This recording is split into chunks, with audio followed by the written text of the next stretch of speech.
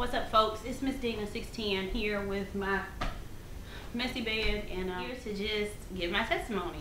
Now, I want to thank Red, I Rep a Savior. I want to thank Tasha, Big Tasha. I want to thank Shiloh 8.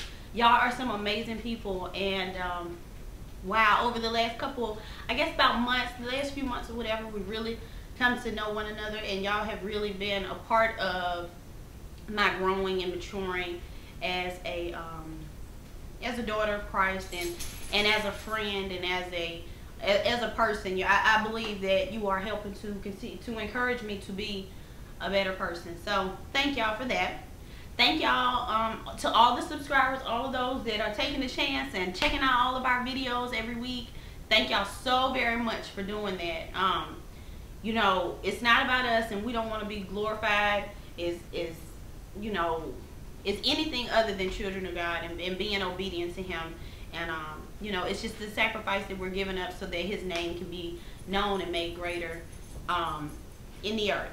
So let's see my testimony. I don't, you know, and I'm quick to always discredit myself, as most people probably are, but I don't think that I have some great super story. But I do know that a lot of people live what I have already lived, and it's truly my heart's desire for people to be free, and in the areas that I've struggled with, and I know that God has brought me from to take me to the next place. And I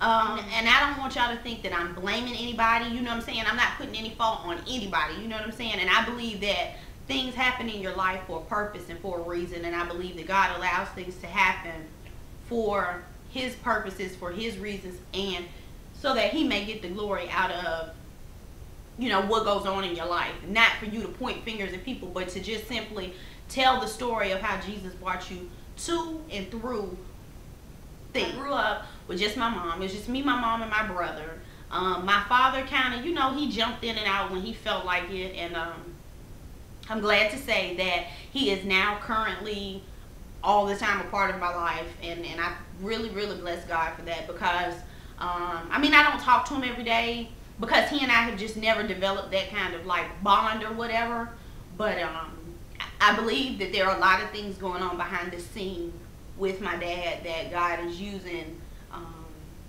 that God is really going to use and make great, and make us you know, better father-daughter in our relationship. So anyway, you know, of course, set on a whole lot of different things. My mom did as much as she could, the best that she could, for my brother and I, so that we would be a young man and a young lady coming up, and you know, and that we wouldn't experience some of the things that she had experienced, which is the case probably for most parents. You know, you just want your children to be better than you are, and to have more, and to have better, and that kind of thing. So all of that to say that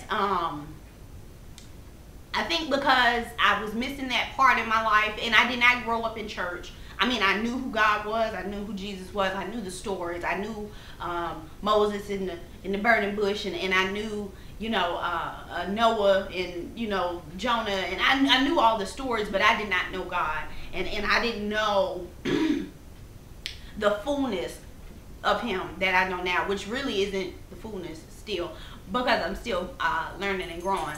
But by not having my father there, and my mother wasn't exactly the most comforting person. I mean, she's wonderful, don't get me wrong, my mom is wonderful, but just looking back in my life, there were a lot of things that I dealt with. I dealt with same thing that most children deal with, but I guess it just affected me different now that I'm in this place. You know, being called, I went from being, oh, she's so pretty, oh, she's so precious, to you are so ugly, oh, you're so black, oh, you're so this, and oh, you're so that, you are so ugly. There's no way that your father could have been half white when, or a quarter white, or so, whatever he is, you know, there's no way he could have been that because you're too dark. Your parents must be from Jamaica because you too black. What that has to do with Jamaican people, I have not the slightest idea. No, I don't know. I'm just telling y'all what they told me. You know, so I went through all of that, being harassed because I was too dark. In the 5th grade, I was, you know, pretty much attacked because I wasn't having sex, and I didn't know about it, you know, and we were just learning about sex education in the 5th grade, and I didn't know anything about that. So of course, as time went on, I became more, you know, engulfed in sex, and I wanted to know what it was, and does this make people love me? You know, would this make a man love me, or boy rather, love me and want to be around me and care for me? And that's really all I wanted. And my mom, you know, there were different things that would come up, and I was asked to model at one point and go to modeling school when I was younger, and just a lot of different opportunities. I was very much outgoing. I did talent shows, I would sing and I would dance, because that's what I wanted to do. My mother was not very encouraging in that. As a matter of fact, when I was asked to model when I was young, my mom would you know, tell me I wouldn't be pretty forever and that kind of thing. So even now I still struggle with the whole, you know, pretty or whatever, you know, being attractive and that kind of thing. So I still kind of struggle there, but yeah, so I've always been all in the internet and all about, you know, meeting people off of the internet. And I mean, I just thank God that what happens to a lot of young girls now did not happen to me back then. And I became 16 years old. I met this guy online. We started dating, and in us dating, we had sex. The first time that I ever had sex, I got pregnant. My mom threatened to send me away and all this and that. Wits and ever, whoop-de-whoop. I ended up having an abortion. If you are ever faced with the issue of having an abortion, please don't do that, because there are psychological values that go along with this. There are things that attack you constantly through this, and you know, you just don't do it. Okay, it took me until 2 years ago to get over that, and I'm 26 years old now. So yeah, and not even 2 years ago, working on 2 years. Yeah, because my birthday's coming up. So anyway, so after that point, I was kind of drawn back after the abortion. I was kind of drawn back from people, really in like a shell, because I didn't want to do it. I felt like if I was going to be grown enough to lay down, I needed to be grown enough to get up and take care of this baby.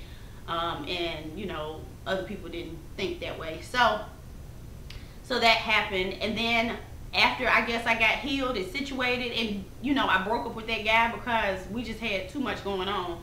I got back out there, you know, so to speak, and I was just everywhere all the time, not coming home, out in the street, you know, just out there, because I wanted somebody to love me. I had lost a child. I had lost somebody that I thought cared about me, which in turn I ended up finding out was not the deal. And I was back out there. So there I was, you know, and all I remember from then is knowing that I just wanted somebody to love me. Just wanted somebody to love me and to tell me that I was pretty. And I fell for all of that stuff. That's how I ended up in bed with all these people. Just wanting somebody to love me for me. Wanting somebody to tell me I was pretty. And, you know, kind of affirming me. You know what I'm saying?